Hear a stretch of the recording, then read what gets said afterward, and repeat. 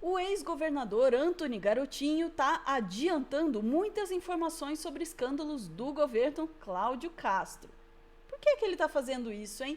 A Folha TV conversou com o Garotinho em profundidade. A gente vai saber agora mais com o Pedro Zambarda no Plantão do Meteoro. Bora lá.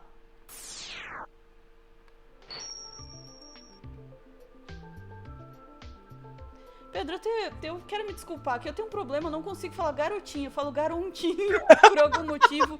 Perdão. Little boy is speaking. Vamos lá. Mas vamos lá, o que tá acontecendo? Por que o garotinho tá botando a boca no trombone com tamanha ênfase e acertando, né? Tá acertando e ele cravou uma coisa pra mim na entrevista de ontem. Ele acha que o Cláudio Castro vai preso até março de 2026.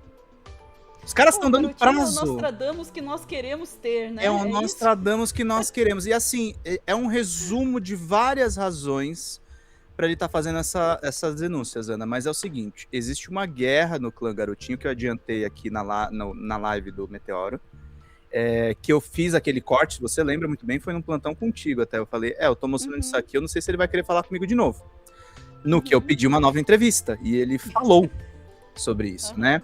Ele estava numa guerra com a filha dele, a Clarissa, que chegou a apoiar o Flávio Bolsonaro, e com o Vladimir, que é prefeito de Campos de Goytacazes, onde o Garotinho já foi prefeito também. A Clarissa fez as pazes com o pai e vai sair da política no ano que vem. Ele está cogitando voltar a tentar o cargo de deputado federal, mas ainda não fechou isso. E o filho está na oposição a ele. O filho é apoiador do Cláudio Castro no Rio de Janeiro. Porque tem a questão das emendas, tem toda essa disfuncionalidade que a gente está vivendo no Brasil, as alianças da extrema-direita com políticos de diferentes matizes, isso que está acontecendo. E o Garotinho botou a boca no trombone, porque assim, eu resgatei uma entrevista dele há muito tempo atrás, Ana, não é de hoje que ele faz denúncias e bota a boca no trombone. Ele denunciou o Sérgio Cabral, que foi um cara que atacou a Rosinha Garotinho, a esposa dele, e ele próprio, e era um aliado dele, que ele ajudou a eleger. E depois ele atacou o Sérgio Cabral, denunciou aquela farra em Paris que ele fez com a Adriana Anselmo, e ele foi um dos caras que atacou a Globo também. A Globo foi na cola do Sérgio Cabral até culminar na prisão dele por mais de uma vez, que teve aquela cena histórica dele surtando ali numa maca de hospital, um negócio assim, tipo filme de terror mesmo. E, gente, não tô defendendo o Garotinho, tô só relatando as coisas que de fato aconteceram. E depois da prisão, Ana, ele chegou a falar no programa, no telejornal local da Globo, que a Globo não pagava os impostos naquele escândalo da ausência do DARF da Copa de 2002. Ele falou isso na cara de uma repórter e, segundo ele próprio, o Ali Camel ficou gritando no ponto para dizer que a informação do Garotinho era falsa. E aí ele me contou um pouco dessas histórias. Gente, ele é um resumo das disputas políticas do Rio de Janeiro. Olha o que ele me contou, vamos lá. É tiazinha. Aí, meu pessoal, você não vai falar... Ele contou a história também como ele encontrou no carnaval de 99 ou 2000 a tiazinha e quase tirou foto com ela, no auge do Luciano Huck. Não fala nada. Eu falei pra ela, os olhos são a janela do pecado. No carnaval do Rio. Eita! Aí eu fui seguindo, pessoal, pô, você veja de aproveitar isso aí, cara. Não sei se foi 99 ou 2000. Pô, tirar uma foto com o meu, você tá maluco? Tirar foto com o tiazinho. Só pra dar um contexto, tá? Por que ele falou da tiazinha? Eu estava falando se ele conhecia o Daniel Vorcaro do Carnaval do Rio. Que o Daniel Vorcaro do Banco Master dava festas. E ele disse que não. Mas contou outras histórias dele. Ruim pra mim, né? Total. Mas é engraçado essa questão do sistema financeiro que você falou, que foi a mesma leitura que eu tive. Eu acho que... E na verdade, assim, né, Garotinho? Aí, só voltando rapidinho para o que você falou da conversa com a Mariana na Globo, é incrível como o sistema financeiro corrompeu todos os veículos de comunicação. Eu queria te perguntar, o que você pensa sobre a Globo hoje? A Globo hoje continua a mesma coisa, só que com muito mais poder. Por quê? Porque ele, vendo que o seu produto ficou um produto muito igual no mercado, e com muita concorrência, ele migrou para outros caminhos. Ele aproveitou de uma tática de trocar espaço publicitário por participação em empresas e criou a Globo Ventures, dirigida pelo Roberto Marinho Neto. Presta atenção nisso, Ana, porque isso é uma coisa que pouca gente está falando. Eu tinha visto algumas notícias e o Garotinho resumiu muito bem. E hoje eles têm participações em mais de 36 empresas, de todos os setores. Eles têm participação no Quinto Andar, que é de imóveis. Eles têm participação na Câmeras Gabriel, que são câmeras de TV. Eles têm participação em, assim, todo tipo de negócio. E ele não gastou dinheiro nenhum, porque ele trocou publicidade por participação acionária. Tem no Nubank. Devia ver que o Nubank estava patrocinando há pouco tempo o Jornal Nacional. Eu acabei de falar isso, eu estava vendo agora a abertura do Jornal Nacional, falei, quantos milhões foi para o Nubank botar o logozinho antes de abrir? Nada. É participação da Globo no banco. Olha aí. Que é muito mais do que qualquer publicidade. Entendeu? Ele deu espaço publicitário. Olha, a Globo hoje tem 36 empresas da qual ela tem participação acionária forte. Vai de banco a empresa imobiliária. Tem coisa que se eu falar aqui, você não acredita, que eu não estou aqui com material de cabeça agora, mas eu fiz uma matéria grande que deu uma repercussão enorme. Eu fiquei um mês trabalhando nessa matéria para levantar empresa por empresa. E o tamanho da Globo em cada empresa, 30%, 25%, 40%. Vai de empresa de câmera de segurança, banco, empresa de aluguel de imóveis. Tem tudo, né? Então, a Globo Ventures... Olha, para você ter noção, qual foi o lucro líquido do Grupo Globo no ano passado? Esse ano ainda não se sabe, mas no ano passado, lucro líquido, 18 bilhões de reais. É muito dinheiro. É muito dinheiro. Então, eles estão hoje muito bem, porque eles dependem da televisão, mas estão cada vez dependendo menos. E teve aquela conversa um tempo atrás deles fazerem nesse esquema da Globo Ventures, ou eles venderem a Globoplay para a Netflix ou fazerem uma parceria, né? Não, eu acho que eles agora, como estão com as pernas mais sólidas, né? Eles vão vão manter. Estão fazendo boas séries, né? Eu vi algumas séries dele. Aquela do Vale que está escrito, né? Foi muito boa. Muito boa. Uma que falou sobre o Eurico Miranda, eu até participei, porque contei a história minha da briga com o Eurico Miranda, aquele jogo que caiu o alambrado do estádio, né? Eles me entrevistaram sobre esse assunto. Então, assim, eu acho que eles não vão vender, não. Estão crescendo muito, que descobriram esse caminho. Né? Então, assim, muito mais arejados.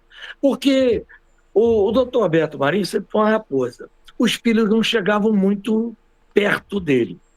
Podia juntar os três, não dava meio Roberto Marinho. Mas o neto, o garoto, olha aí, ele veio com a cabeça muito mais aberta. Nas novas tecnologias.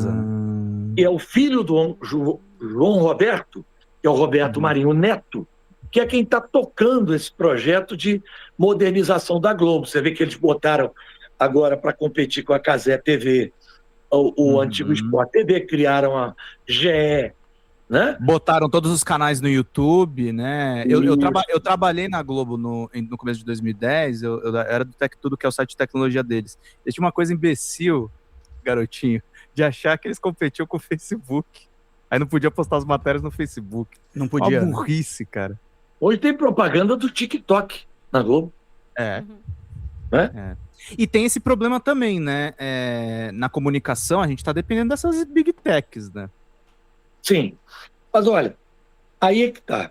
Eu acho que é inevitável, né, que nós tenhamos que desenvolver os nossos produtos. Isso que nós estamos fazendo aqui.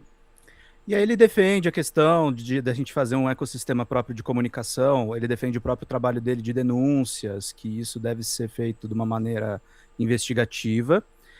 Ele falou duas coisas que o chat está agradecendo aí por eu trazer as motivações dele, mas eles não vão gostar do que eles vão ouvir agora, tá? Ele vai falar do Lula e do Bolsonaro. E você não vai gostar nada do que ele vai falar do Bolsonaro, tá? Lá vem. Deixa eu voltar aqui no minuto 30. E vamos ver lá. Não chega a ser um discurso bolsonarista, mas não é um discurso tão legal assim. Vamos lá. A mídia tradicional, os políticos e os burocratas. Eles sugam o país que trabalha. O Brasil real, que produz, que luta, que constrói, o pequeno empreendedor, aquele cara que no dia a dia corre atrás, o agricultor do PT, porque tendo conhecimento disso, não tomou atitude nenhuma. Né? Sim. Fica aí. Desde o Lula 1, né? Você disse que foi chamado para ser ministro.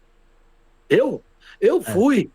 Eu fui chamado lá pelo Lula. Aí quando ele me disse, né, num bate-papo, que o presidente do Banco Central dele ia ser o Henrique Meirelles, eu bati na perna dele e falei, amigo, vamos fazer isso com a população, né? Não foi isso que você prometeu. Ah, garotinho, a gente fala uma coisa na campanha, mas depois tem que fazer outra. Entendi. Pra acalmar os caras aí. Tá bom, você segue aí que eu vou seguir aqui. Entendeu? Eu acho que foi uma desonestidade intelectual. É antigo isso aí. Do petismo muito grande com a sua militância, né? Com pessoas sérias que estavam do PT, grandes quadros se afastaram, né, do PT. E essa desonestidade inicialmente intelectual, você sabe que ela acaba provocando outro tipo de desonestidade, né? E o cara começa a vender os seus princípios, daqui a pouco está vendendo tudo, né? Vende a alma. Sim. Acaba integrando com o sistema, né? Uma coisa que fazem... Aí eu tenho que fazer essa pergunta aqui por honestidade. Gente, contribuam com o canal, tá? Aqui não tem financiamento de fintech, nem de banco. Quem financia é a galera que assiste. Mas o Narciso pergunta aqui... É melhor assim. É transparente. Eu não vou dizer o nome, porque ele não me permite dizer o nome, mas eu tenho um amigo jornalista, né? Que há muito tempo atrás, né? Pelo menos há uns 5 anos atrás, eu comecei... Meus pais vai dar um reflexo aqui da câmera. Mas tem uma pergunta, com todas as críticas que você fez ao Lula, aí eu sou obrigado a trazer aqui do Narciso. Garotinho, você é bolsonarista? Não, pra gente saber. Eu sou trabalhista. O que você acha do Bolsonaro? Tenho curiosidade de saber. Olha, eu fui deputado com o Bolsonaro. Lá vem. Bolsonaro não. Se você perguntasse ali entre os 513 deputados quem eu acharia que nunca ia ser presidente da República, eu diria Bolsonaro. Aquele cara bonachão, contador de piada, sentava lá atrás, ia tomar um café, né? Uma vez subiu para me dar umas pancadas quando... Jura? Eu prendi o Adriano da Nóbrega. O miliciano. Aí ele subiu lá, sentou o Palmeiras, tinha sido secretário de segurança, defendendo o amigo dele lá, que o cara era um excelente policial. Eu falei, bom, ele é excelente policial, mas ele matou um flanelinha. O cara não pode sair matando. Era matador mesmo, né? Matador. Um policial exímio, atirador, frio, né? Chefiou o escritório do crime, posteriormente, né? Mas nessa época ele trabalhava numa patrulha que fazia a ronda ali em Parada de Lucas. Eu era secretário de segurança. Então, subiu o carro do comandante do batalhão da área, o comandante chamou ele estava na Patamo, e falou, Adriano, vai lá e conversa com o pessoal da área que eu quero meu carro de volta. Ele foi, tinham 2 garotos limpando o carro. Ele virou e falou, olha, o carro do comandante é tal marca, placa tal, e se eu voltar aqui em meia hora, o carro não estiver aqui, vai ficar ruim para vocês. Aí ele rodou ali pela área, voltou, só tinha um. Doutor, cadê o teu colega? Ele foi embora. Cadê o carro? Não sei lá do carro. Aí puxou a arma e disparou, matou o garoto. Eu mandei investigar na área, contaram como é que foi o crime, mandei prender ele, na polícia mesmo, né? Aí depois ele conseguiu, na justiça, sair, tentar se defender, e o Bolsonaro da CEP subiu na tribuna, meteu o pau em mim. Mas assim, o que eu acho do Bolsonaro? Ele não tinha preparo nenhum para ser presidente da República, falar a verdade. Sim. Né? Nenhum. Podia montar uma equipe que desse ao país uma alternativa diferente do que nós estávamos vivendo. Nós estávamos no auge também daquela ladruagem imperdoável do PT, com mensalão, com, enfim, petrolão, tudo que a gente estava vivendo. Então, assim, eu votei contra o PT naquela eleição. Aí vai. Ele Eu votou no votei Bolsonaro? Ciro. Ele votou no Ciro. 2018. Uhum. Agora, depois, eu sei, e aí eu te peço para só contar isso na oportunidade que eu Poder. achar que eu já posso falar sobre bom. esse assunto. Eu sei tudo que se passou Uhum. para a soltura do Lula. Ele diz que tem mensagens além da Vaza Jato que, na verdade, temelariam o Lula. É assim, Ana. Ele não é aliado nosso, né? Vamos, tá bem claro. Não. Tá bem claro, entendeu? Ele falou bastante mal do Eduardo Cunha. A impressão que eu tenho é que, assim, ele brigou com a cúpula do PT desde o Lula 1 e brigou, sobretudo, com o MDB. E aí tem uma coisa que a gente não pode passar pano pro nosso campo, que foi o erro do governo. Não estou falando que a Dilma é ruim, mas estou falando que foi um erro de aliança dela, que ela apoiou o Sérgio Cabral. Isso, de fato, foi um erro estratégico do Rio de Janeiro, que abre espaço para garotinhos da vida, ressentidos de terem sido abandonados nessa aliança, de ir lá e denunciar os esquemas. É aquela coisa clássica. Não é que ele é aliado nosso. Ele tem um ideal que aí acaba coincidindo com o Ciro Gomes. Ele tem saudades da época que ele era do PDT. Mas assim, eu sei lá onde ele vai, porque o Ciro foi pro PSDB, né? O que vai acontecer com o garotinho, né? Veja, Pedro, não é. E isso é uma coisa, né, a gente vai ter que insistir nesse ponto de novo. Não é porque a gente gosta do fato de alguma coisa estar sendo dita que a gente gosta necessariamente de quem está dizendo. Né? Assim como você não deve atirar no mensageiro, você também não deve dar um beijo no mensageiro. Exato. Tá? Você tem que saber que é interessante que ele esteja abrindo a boca. Ele tem uma posição em que ele tem muita informação que pode ser interessante para gente. Sim, né? E do Rio de Janeiro, né? Que está envolvido aí em todas essas questões. Uhum.